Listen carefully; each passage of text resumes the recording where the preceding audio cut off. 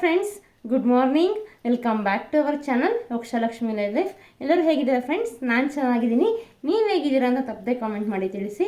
So ಇವತ್ತಿನ video ಏನು ಅಂದರೆ, ನಮ್ಮ ಸ್ಕೂಲಲ್ಲಿ ಸರಸ್ವತಿ ಪೂಜೆ ಆಯಿತು. ಹಾಗೆ 5ಗೆ ಬೀಳ್ಕೊಡುಗೆ ಸಮಾರಂಭ ಅಂದರೆ ಸೆಂಡ್ ಆಫ್ ಇತ್ತು. ಸೊ ಹೇಗಾಯಿತು ಮತ್ತು ಫಂಕ್ಷನ್ ಹೇಗಿತ್ತು ಸ್ಕೂಲಲ್ಲಿ ಅನ್ನೋದು ಇವತ್ತಿನ ವಿಡಿಯೋ. ನಿಜ ಹೇಳಬೇಕು ಅಂದರೆ 1 ವರ್ಷ ಸ್ಕೂಲ್ ಹೇಗೆ ಕಳೀತು ಅಂತ ನನಗಂತೂ ನಿಜ ಆಶ್ಚರ್ಯ ಆಗುತ್ತೆ. ಯಾಕಂದರೆ ಇಷ್ಟು ಬೇಗ ಆಗಿ ಜೂನ್ ಯಾವಾಗ ಆಯಿತು, ಸೊ ಮಾರ್ಚ್ ಎಕ್ಸಾಮ್ಸು, ಸೊ ಇಷ್ಟು ಬೇಗ ಆಗುತ್ತೆ ಅಂತ ನಾನು ಅಂದ್ಕೊಂಡೇ ಇರಲಿಲ್ಲ. ಸೊ ನನಗೆ ಮೊದಲಿಂದನೂ ಒಂದು ಆಸೆ ಇತ್ತು ಗೌರ್ಮೆಂಟ್ ಸ್ಕೂಲಲ್ಲಿ ಕೆಲಸ ಮಾಡಬೇಕು ಅಂತ. ಸೊ ಅದು ಈ ವರ್ಷ ನೆರವೇರಿತು.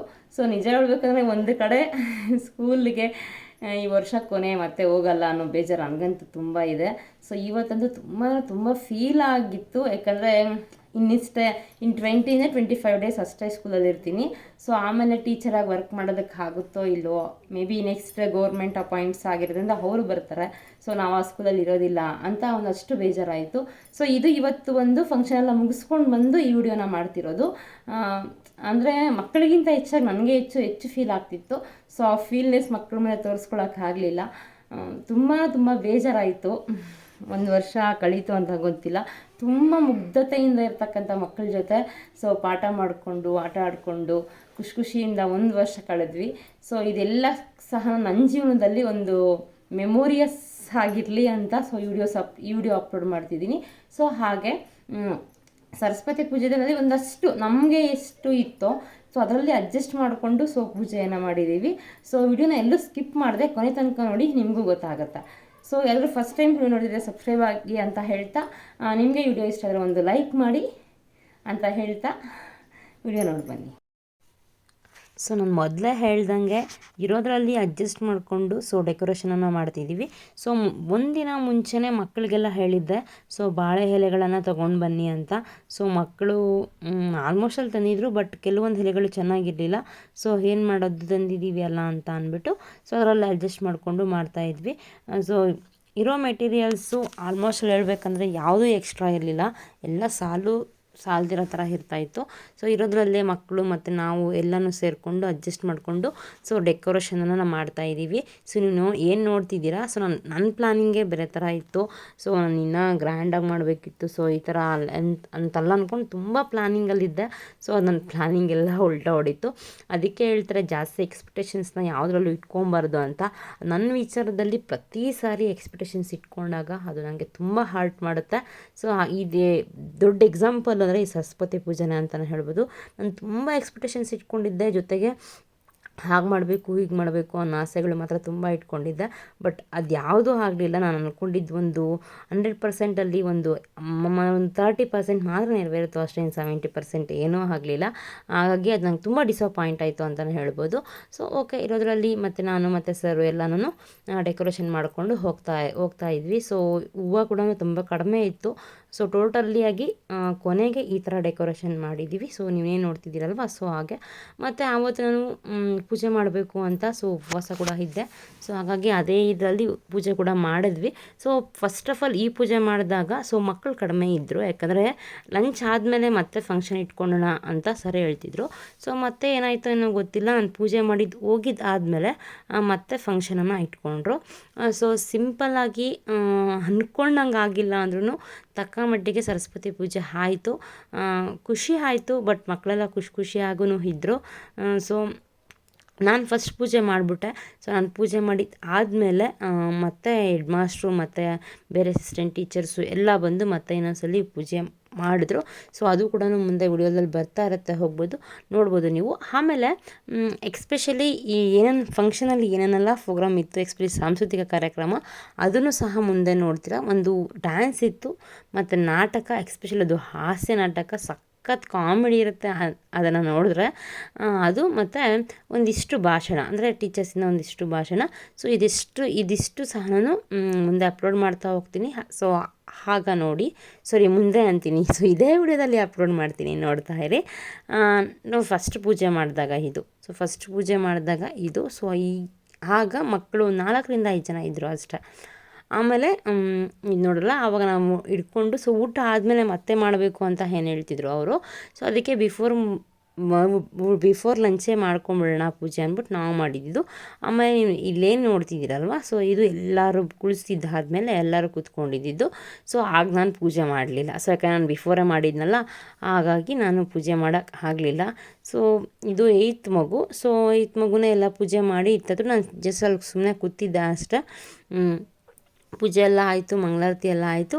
ಸೊ ಮಂಗಳಾರತಿ ಎಲ್ಲ ಆದಮೇಲೆ ಮಕ್ಕಳಿಗೂ ಸಹ ಮಂಗಳಾರತಿ ಎಲ್ಲ ಕೊಟ್ಟಿದ್ದಾದಮೇಲೆ ಭಾಷಣ ಅಂತೀನಿ, ಪ್ರಾರ್ಥನೆಯನ್ನು ಮಕ್ಕಳು ಹಾಡಿದ್ರು. ಸೊ ನೆಕ್ಸ್ಟ್ ಬರುತ್ತೆ ಪ್ರಾರ್ಥನೆ ಗೀತೆ, ಜೊತೆಗೆ ಒಂದು ನೃತ್ಯ, ಜೊತೆಗೆ ಒಂದು ಹಾಸ್ಯ ನಾಟಕ. ಸೊ ಇದಿಷ್ಟು ಸಹ ಮುಂದೆ ಬರುತ್ತೆ. ಆಮೇಲೆ ಇನ್ನೂ ಸ್ಪೆಷಲ್ ಏನು ಅಂದರೆ, ಸೊ ಊಟ ಎಲ್ಲರಿಗೂ ಸರಸ್ವತಿ ಪೂಜೆ ತಕ್ಷಣ ಸ್ಪೆಷಲ್ ಮಾಡ್ತಾರೆ ನಮ್ಮ ಸ್ಕೂಲಲ್ಲಿ ಅನ್ನೋದು ಇದ್ದೇ ಇರುತ್ತೆ.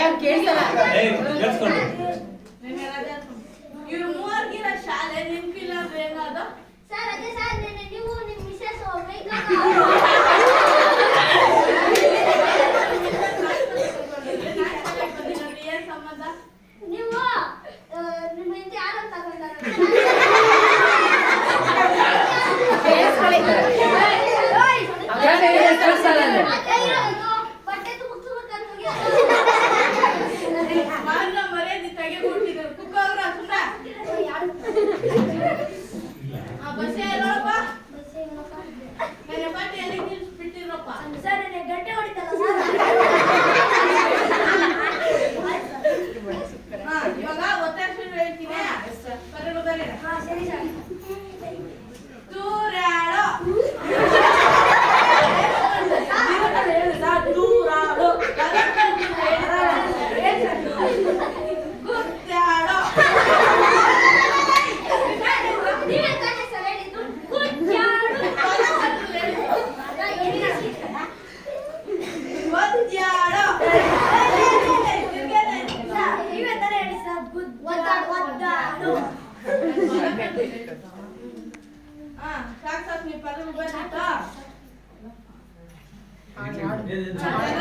ಕ್ವಶನ್ ಕೇಳ್ತೀನಿ ಆನ್ಸರ್ ಹೇಳ್ರಿ.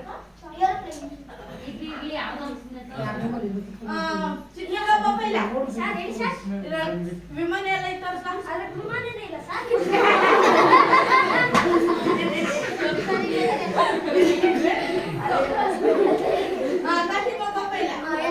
ವಿಮಾನ ಕಂಡಿಡ್ತಿದ್ದಾರಪ್ಪ ಸಿದ್ಲಿಂಗ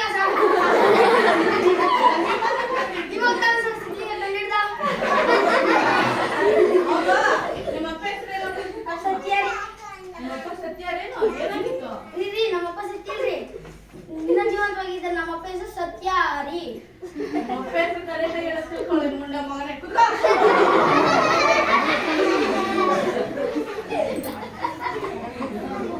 ನಾಳೆ ಒಂದು ಪ್ರೋಗ್ರಾಮ್ ಐತೆ ಅಂತ ಹೇಳಿದ್ನಲ್ಲ, ಯಾರ್ಯಾರು ಹಾಡು ಪ್ರಾಕ್ಟೀಸ್ ಮಾಡಿದ್ದೀರಪ್ಪ? ಎಲ್ಲರೂ ಮಾಡಿದ್ದೀರಾ? ಎಲ್ಲರೂ ಬಚ್ಚಿದ್ದೀವಿ ಹಾಡೆಲ್ಲ.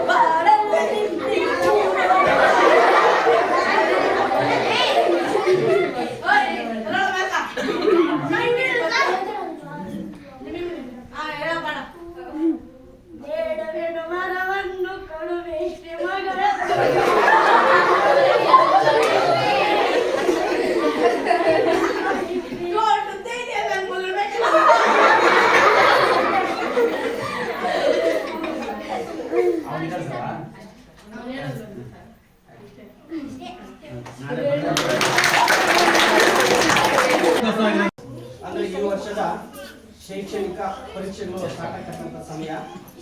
ಸಂಪ್ರದಾಯದಂತೆ ಯಾವಾಗಲೂ ಕೂಡ ನಾವು ಶಾರದಾ ಪೂಜೆಯನ್ನ ಮಾಡ್ತೇವೆ.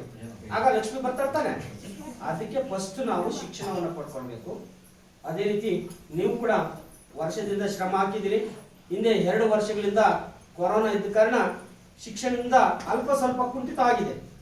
ಆದ್ರೂ ಕೂಡ ನೀವು ಇವತ್ತು ಪ್ರಬುದ್ಧ ಮಾನವರು, ಇವತ್ತು ಒಂದು ಸ್ಪರ್ಧಾ ಈಗ ಇವತ್ತು ಇಡೀ ಪ್ರಪಂಚದಲ್ಲಿ ಎಲ್ಲ ಕೂಡ ಸ್ಪರ್ಧೆಯಲ್ಲಿ ಶಿಕ್ಷಣದ ಬಗ್ಗೆನೆ ನೋಡ್ತಾರೆ. ಯಾವ ದೇಶದಲ್ಲಿ ಟಾಲೆಂಟ್ಸ್ ಇದೆ ಮಕ್ಕಳಲ್ಲಿ, ಆ ದೇಶದಲ್ಲಿ ಒಂದು ಕಂಪನಿಗಳಾಗ್ಬೋದು, ಆರ್ಥಿಕವಾಗಿ ಆಗ್ಬೋದು, ಅಭಿವೃದ್ಧಿ ಅತ್ತ ದಾಪುಗಾಲಾಗ್ತದೆ.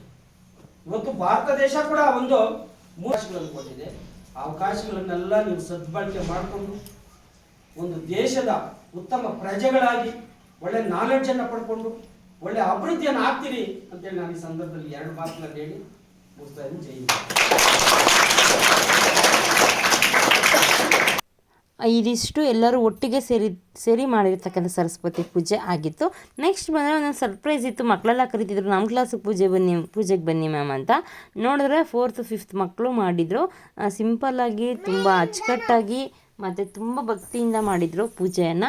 ಸೊ ಅದು ನೀವು ಏನು ನೋಡ್ತಿದ್ದೀರಾ, ಸೊ ಇದೆ. ನನಗದು ಸಖತ್ ಇಷ್ಟ ಆಯಿತು, ಯಾಕಂದರೆ ನಾನು ನಿಷ್ಕಲ್ಮಶ ಮನಸ್ಸಿಂದ ಅಷ್ಟು ಚೆನ್ನಾಗಿ ಮಾಡಿದ್ರಲ್ಲ. ಸೊ ಅದೇ ನನಗೆ ತುಂಬ ಖುಷಿಯಾಗಿದ್ದ ವಿಚಾರ. ಇದಿಷ್ಟು ಫ್ರೆಂಡ್ಸ್ ನಮ್ಮ ಸ್ಕೂಲಲ್ಲಿ ಸರಸ್ವತಿ ಪೂಜೆ ಹೇಗಾಯಿತು ಅನ್ನೋದು. ಸೊ ನಿಮ್ಗೇನು ಅನ್ನಿಸ್ತದೆ ತಪ್ಪದೆ ಕಾಮೆಂಟ್ ಮಾಡಿ ತಿಳಿಸಿ. ಸೊ ಆವತ್ತಿನ ಊಟಕ್ಕೆ ಬಿಸಿಬೇಳೆಭಾತ್ ಮತ್ತು ಕೇಸರಿ ಭಾತನ್ನು ಮಾಡಿದರು. ಸೊ ಮಕ್ಕಳು ತುಂಬ ಎಂಜಾಯ್ ಮಾಡಿಕೊಂಡು ತಿಂದರು ಅಂತಲೇ ಹೇಳ್ಬೋದು. ಇದಿಷ್ಟು ಇವತ್ತಿನ ಸರಸ್ವತಿ ಪೂಜೆಯ ವಿಡಿಯೋ. ಪ್ಲೀಸ್ ನಿಮ್ಗೆ ಹೇಗೆ ಅನ್ನಿಸ್ತು ಅಂತ ಕಾಮೆಂಟ್ ಮಾಡಿ ತಿಳಿಸಿ.